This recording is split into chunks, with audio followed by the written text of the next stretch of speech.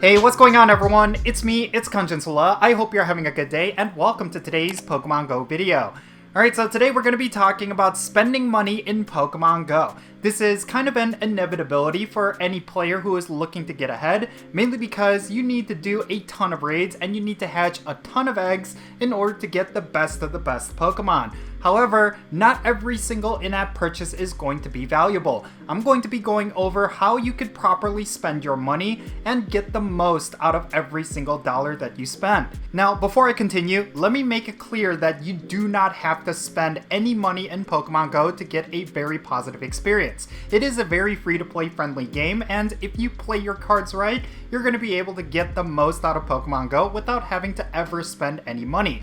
It's really going to come down to how active you are as a Pokemon Go player and utilizing every aspect of this game that is going to allow you to do as much raids as you can and hatch as many eggs as you can. Simply put, you need to keep up with your gym battles, Pokestop showcases, and complete every single special research that you come across. Another way to get premium items is, of course, by leveling up. Every time you level up, you get a set of premium items, and those items are going to be extremely helpful. Most times, it's going to be incubators and raid passes, and those are the two items that you mainly spend money to get when it comes to Pokemon Go. So now let's go over a couple of tips for how you should spend your money in Pokemon Go.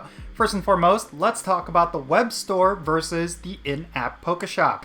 In short, you're going to find a lot better value out of buying Pokecoins directly from Niantic's web store. This is something you can access on a web browser at store.pokemongolive.com, and you're going to find pretty much the same Pokecoin bundles that you would find in the in-app Pokeshop. However, they're going to give you more Pokecoins per dollar. The reason for that is because Niantic would prefer that you purchase all of your in-app purchases directly from them rather than through Google. That way, they get a much higher cut, so naturally they're going to give you more in order to encourage you to go to their web store. So rather than going to the in-app Pokeshop, I highly suggest you go to the web store so that you can get more Pokecoins per dollar. And then second tip that I wanted to go over is that you should buy Pokecoins only when you need them. Mainly because if you're buying Pokecoins just simply because there's a really good deal, you're going to end up having those Pokecoins and not really doing anything with them.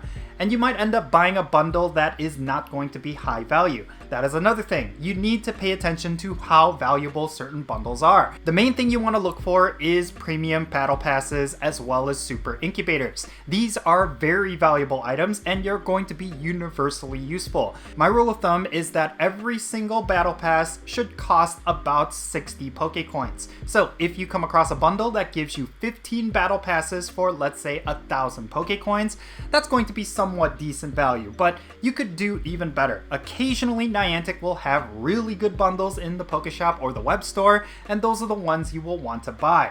But the key thing to watch out for is that Niantic will frequently lower the value of bundles in their Pokeshop, mainly because they've been getting a lot more stingy over time, and that is something you need to watch out for because occasionally you might make a purchase that a month later might be a lot less value than what they end up offering during that month. But when it comes to in-app purchases, I try to be as stingy as possible and try not to spend as much as I can. I've been essentially playing Pokemon Go free-to-play for the last couple of years, and I've actually still been enjoying the game. The reason for that is because when it comes to legendary raids, I don't necessarily need the raid bosses anymore. But for a lot of newer players, they're going to need as many legendary raids as they possibly can get. The reason for that is because of the amount of candies that you need in order to max out legendaries, as well as all of the Pokemon that you could potentially get from raiding a whole bunch of legendaries. Speaking of which, you should only spend your battle passes on bosses that matter. That is going to be my third tip. If you're spending Pokecoins to get battle passes and super incubators, make sure the Pokemon that you're raiding as well as the Pokemon that you're hatching are actually worth it. Otherwise, you're wasting those battle passes and you're ending up spending more Pokecoins than you really need to. Really, the only time I'm spending Pokecoins for battle passes is when there is a raid that is actually worthwhile. For example, we're about to get Shadow Mewtwo in Pokemon Go. That one is definitely worth spending your Pokecoins coins for. But when it comes to Tapu Bulu, I'm not necessarily going to care about that Pokemon, considering that it pales in comparison to Pokemon like Kartana. Speaking of which, Kartana is about to come back into raids, and that is the top grass type raid attacker. And it also has the steel type, which is going to give it more resistances. So that is a Pokemon that is worth spending your Pokecoins on. You really have to know what Pokemon are relevant, and if you figure that out, you're gonna know which Pokemon you should actually raid for. So yeah, these are my basic tips for buying and spending Pokecoins in Pokemon Go.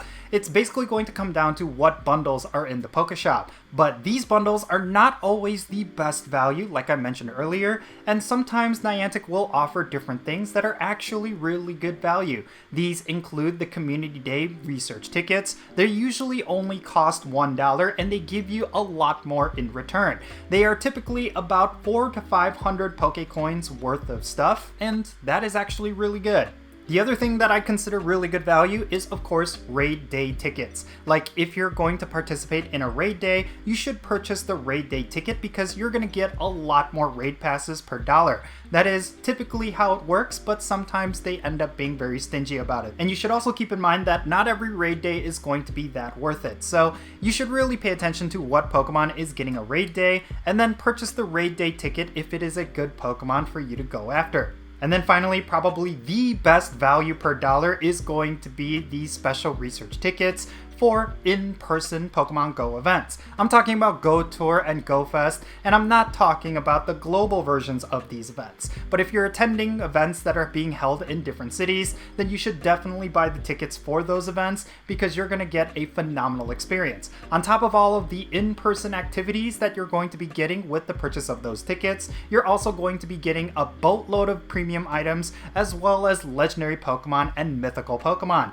Those are always definitely worth it. But the key thing here is that they have been increasing in price every single year. So eventually they are unfortunately going to lose out on a lot of their value, but that's just naturally how it's going to be. Niantic is continuing to push the boundaries for how much they can get away with, and I'm not obviously comfortable with that. But yeah, as of right now, these are some of the best value purchases that you can get, and I really do suggest that if you're going to be spending money in Pokemon Go, you should start with these 3 things. But yeah, like I said at the very top of this video, you don't need to spend money in Pokemon Go to enjoy it. It's not as egregious as a lot of people will make it out to be. Yes, Niantic has been getting a lot more greedy in terms of their monetization practices, but they still have a long way to go to be as egregious as some of the gacha games that are out there, as well as some of the other free mobile games that do try to get as much money out of you as they possibly can. And a lot of them are very predatory. But when it comes to Pokemon Go's design, it's not as predatory, but of course they are still not customer friendly.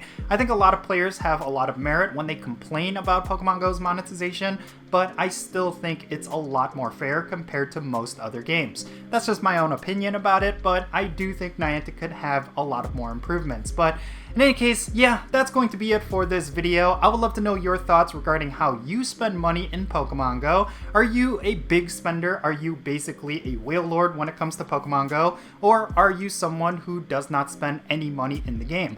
If that happens to be you, I would love to know what your Pokemon Go experience is like. Share those thoughts in the comments and let's have a great discussion.